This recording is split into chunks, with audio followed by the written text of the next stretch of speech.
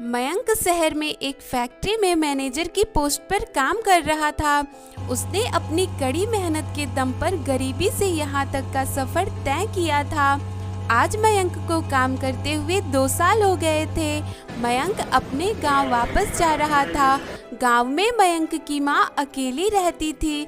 उन्होंने लोगों के घरों में काम करके मयंक को एक कामयाब इंसान बनाया था। मयंक ट्रेन से अपने गांव आ रहा था। उसे बहुत तेज भूख लगी थी। जब एक स्टेशन पर ट्रेन रुकी तो मयंक उस स्टेशन पर उतरा। कितना सुनसान स्टेशन है। यहाँ खाने की दुकान ही नहीं है और पानी भी कहीं दिखाई नहीं दे रहा है। एक काम करता हूँ, मैं ट्रेन में ही वापस चला जाता हूँ। यहाँ ज्यादा देर तक रुकना मुझे ठीक नहीं लग रहा है। मयंक वापस जा ही रहा था, तभी अरे अरे, कौन है? छोड़ो मुझे, अरे छोड़ो मुझे, कोई है? बचाओ बचाओ। मयंक चिल्लाता रहा, लेकिन किसी ने उसकी आवाज नहीं सुनी। ट्रेन आगे बढ़ गई। मयंक की आंखों पर पट्टी बांधकर उसे कार से कहीं ले जाया जा रहा था। कुछ देर बाद वह कार एक बड़ी सी हवेली के सामने जाकर रुकती है और मयंक को अंदर ले जाकर उसकी आंखों पर से पट्टी खोल दी जाती है। मयंक देखता है कि उसके आसपास गुंडे बंदूक लेकर खड़े हैं और उसके सामने एक आदमी बैठा है जो देखने में कोई जमींदार लग रहा था। कौन हो तुम? कौन हो आप सब? मुझे यहाँ इस तरह पकड़ कर क्यों लाया गया है? अरे तेरा बैंड बजवाने लाए हैं हम सब। सागर, अपने होने वाले जीजा पर ऐसे हंसते हैं? ये तेरी बहन का होने वाला पति है, इसे इज्जत दो। ये आप सब क्या बातें कर रहे हो? और मैं किसका पति? मैं कुछ समझ नहीं रहा हूँ। आप सब कौन हैं? मुझे पहले यह बताइए। मयंक इससे पहले कि कुछ और कहता कि लाल जोड़े में दुल्हन की तरह सजी हुई एक लड़की बाहर आती है। लड़की देखने में बहुत मोटी थी, लेकिन बहुत सुंदर थी। सुमित्रा, कुसुम बेटी को मंडप में बैठा दो। दूल्हे राजा को तैयार करने के लिए हम भेज रहे हैं। ये क्या जबरदस्ती है? मैं कोई शादी नहीं करूंगा। ऐसे थोड़ी होती है शादी। मुझे यहाँ से जाने दो। मुझे शादी नहीं करनी है। बाबूजी, ये खून खराबा करना जरूरी है क्या? ऐसे किसी के साथ मेरी शादी, वो भी जबरदस्ती? सुमित्रा, इसे समझा। इसके वजन और मोटेपन से कोई भी इससे शादी करने को तैयार नहीं है।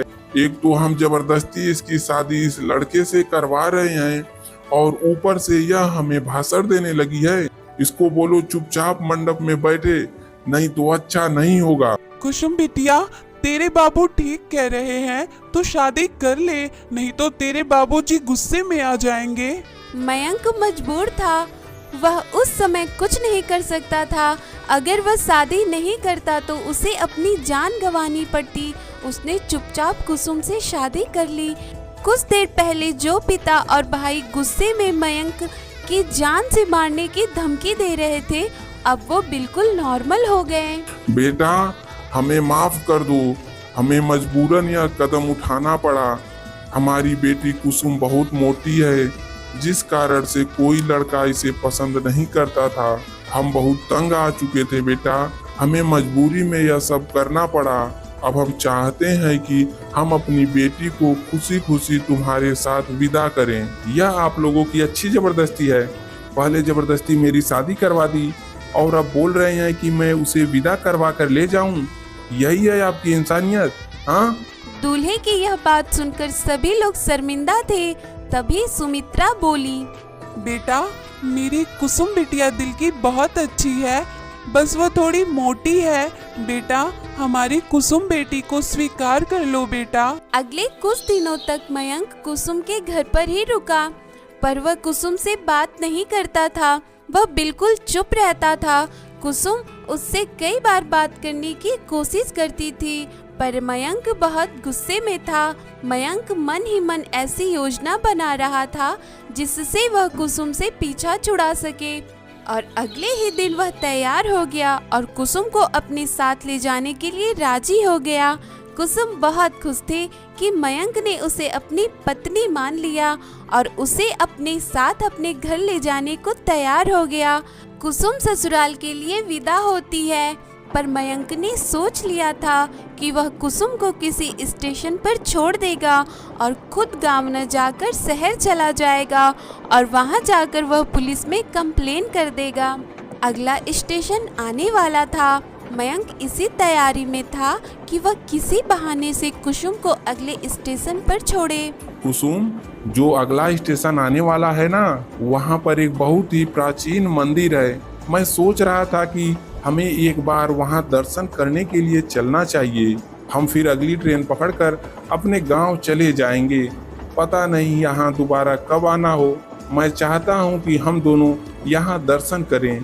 आप मेरे लिए इतना सोच रहे हैं। मैं सचमुच बहुत किस्मत वाली हूँ जो मुझे आप मिले हो। मेरे बापू और भाई ने कितना गलत व्यवहार किया आपके साथ, फिर भी आपने सबको माफ़ कर दिया।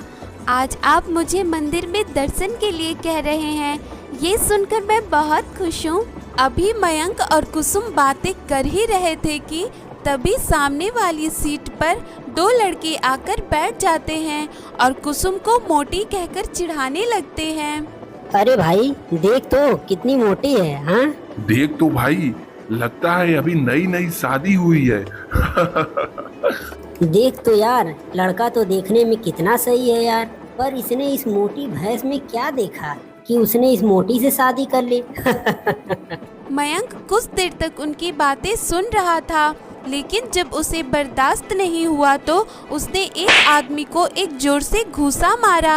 यह देखकर वह दोनों आदमी मिलकर मयंक को मारने लगते हैं। यह देखकर कुसुम घबरा गई। वह मयंक को बचाने लगती है। तभी एक आदमी कुसुम को धक्का दे दिया और उसके सर पर चोट लग गई। मयंक के हाथ से भी खून बह रहा था।